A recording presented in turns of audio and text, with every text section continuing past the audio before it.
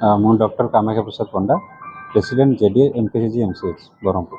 ଦୁଃଖର କଥା ଏଇଆ କି ଡକ୍ଟରମାନେ ତାଙ୍କ ନିଜ ପରିବାର ଛାଡ଼ି ଏତେ କଷ୍ଟରେ ରୋଗୀ ସେବା କରୁଛନ୍ତି, କିନ୍ତୁ ଦୀର୍ଘ 2 ବର୍ଷ ହେଲା ଅମ୍ସା ତରଫରୁ ଆମର ଓଡ଼ିଶା ମେଡ଼ିକାଲ ସର୍ଭିସ ଆସୋସିଏସନ୍ ତରଫରୁ 2 ବର୍ଷ ହେଲା 10 ଦଫା ଦାବି ଦିଆଯାଇଛି ଆମ ଡକ୍ଟରମାନଙ୍କ ପାଇଁ, କିନ୍ତୁ ଆମର ଗଭର୍ଣ୍ଣମେଣ୍ଟ ସେଟାକୁ ଇଗ୍ନୋର କରିଚାଲିଛି। ଦୀର୍ଘ 2 ବର୍ଷ ହେଲା ପ୍ରତ୍ୟାଖ୍ୟାନ ପରେ ଶେଷରେ ଜୁଲାଇ 1 ତାରିଖରେ ଆମର ଡକ୍ଟର୍ସ ଡେରେ ଆମର ଅମ୍ସା ତରଫରୁ ଗୋଟେ ଷ୍ଟ୍ରାଇକ୍ ଆରମ୍ଭ ହେଇଛି।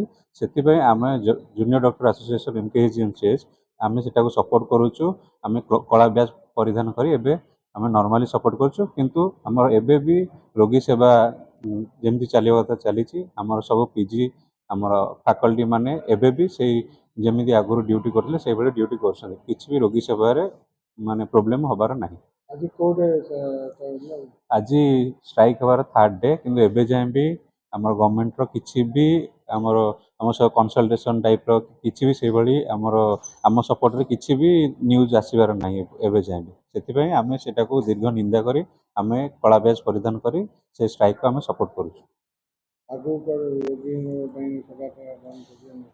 ନା, ଆମର ଫାଷ୍ଟ ପ୍ରାୟୋରିଟି ଅଛି ରୋଗୀ ସେବା କେମିତି ବେଟର ରହିବ, କିନ୍ତୁ ଆମେ ସେଥିପାଇଁ କେବେ ବି ଆମେ ଚାହିଁବୁନି କି ରୋଗୀମାନଙ୍କୁ କିଛି ବି ପ୍ରୋବ୍ଲେମ୍ ହଉ। ତ ସେଭଳି ଆମେ ବି କିଛି ଷ୍ଟେପ୍ ନେବାକୁ ଚାହୁଁନୁ। ସେଥିପାଇଁ ଆମେ ଚାହୁଁଛୁ, ଆମେ ଗଭର୍ଣ୍ଣମେଣ୍ଟକୁ ଆମେ ବି ଭରସା ରଖିଛୁ। ଗଭର୍ଣ୍ଣମେଣ୍ଟ ଆମ ପାଇଁ ଅଛି, ଗଭର୍ଣ୍ଣମେଣ୍ଟ ଆମ ପାଇଁ ଭରସା ଅଛି ଯେ ଗଭର୍ଣ୍ଣମେଣ୍ଟ ଆମ କଥା ଶୁଣି ଆମ ଦାବିକୁ ପୂରଣ କରିବ। ସରକାରଙ୍କୁ ଆମେ ଏହା ଅନୁରୋଧ କରୁଛୁ କି ଆମର ଯେଉଁ 10 ଦଫା ଦାବି ଅଛି ଅମ୍ସା ତରଫରୁ ସେଟାକୁ ଆମର ଆକ୍ସେପ୍ଟ କରାଯାଉ, ଆଉ ଆମକୁ ଯେଉଁଭଳି ଆମକୁ ଯେଉଁ ଦାବି ଗୁଡ଼ା ରହି ସେଟାକୁ ଆକ୍ସେପ୍ଟ କରି ଆମକୁ ସେଇଭଳି ମାନେ ଯାହା ବି ରେସ୍ପେକ୍ଟ ମିଳିବା କଥା ସେଇଭଳିଆ ମିଳୁ। ମୋ ନାଁ ଡକ୍ଟର ସାର୍ଥକ ମହାନ୍ତି। ବିଗତ 2 ବର୍ଷ ହେଲାଣି ଓମ୍ସା ଏହି ଦାବିଗୁଡ଼ିକୁ, ଏହି 10 ଦଫା ଦାବିଗୁଡ଼ିକୁ ସରକାରଙ୍କ ପାଖରେ ରଖି ଆସିଛି। ଏ 10 ଦଫା ଦାବିଗୁଡ଼ିକରେ ରହିଛି ଏମିତି କେନ୍ଦ୍ର ବେତନ ଅନୁଯାୟୀ ଆମର ଡିଏସିପି ଲାଗୁ କରାଯାଉ, ଆମର କ୍ୟାଡର ପୁନର୍ଗଠନ କରାଯାଉ, ହେଲ୍ଥ ଇନ୍ସୁରାନ୍ସ ସିକ୍ୟୁରିଟି, ଏମିତି ଯଥାର୍ଥ 10 ଦଫା ଦାବି ରହିଆସିଛି, ଯେଉଁଟାକି ସରକାରଙ୍କ ପାଖରେ ବାରମ୍ବାର ଓମ୍ସା ରଖି ଆସିଛି। କିନ୍ତୁ ବାରମ୍ବାର ସରକାର ପ୍ରତିଶ୍ରୁତି ଦେଇଛନ୍ତି। ସେଇ ପେସେଣ୍ଟ ସ୍ୱାର୍ଥକୁ ଦୃଷ୍ଟିରେ ରଖି ଆମେ ବାରମ୍ବାର ସେଇ ଷ୍ଟ୍ରାଇକ୍ରୁ ଓହରି ଆସିଛୁ।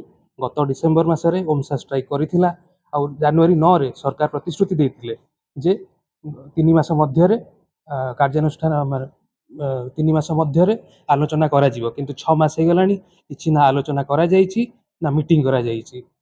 ତ ଏଇ ଜୁଲାଇ 1 ତାରିଖରୁ ପୁଣି ଓମ୍ସା ଷ୍ଟ୍ରାଇକ୍ ଓହରି ଯାଇଛି, ପୁଣି ଷ୍ଟ୍ରାଇକ୍ ଓହ୍ଲେଇଛି। ସେଥିପାଇଁ ଆମେ ଓମ୍ସାର ଏଇ 10 ଦଫା ଦାବିକୁ ନେଇକି ସରକାରଙ୍କୁ ଅନୁରୋଧ କରୁଛୁ ଯେ ଏହି ଦିଗରେ ତୁରନ୍ତ ଆଲୋଚନା କରାଯାଉ ଆଉ ତୁରନ୍ତ ପଦକ୍ଷେପ କିଛି ନିଆଯାଉ।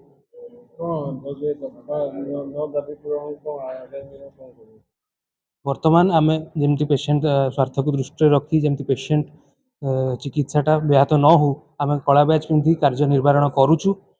ଆଉ ଆମେ ସରକାରଙ୍କୁ ଅନୁରୋଧ କରୁଛୁ ଯେ ଏହି ଦିଗରେ ତୁରନ୍ତ କିଛି ଆଲୋଚନା କରାଯାଉ ଆଉ କିଛି ପଦକ୍ଷେପ ନିଆଯାଉ। ଗତ 2 ବର୍ଷ ହେଲାଣି କିଛି ସରକାର କରୁନାହାନ୍ତି। ଲୋକଙ୍କ ସରକାର ହେଲା ସତ୍ତ୍ୱେ ବି ସରକାର କିଛି ଏହି ଦିଗରେ ଦୃଷ୍ଟି ଦେଉନାହାନ୍ତି।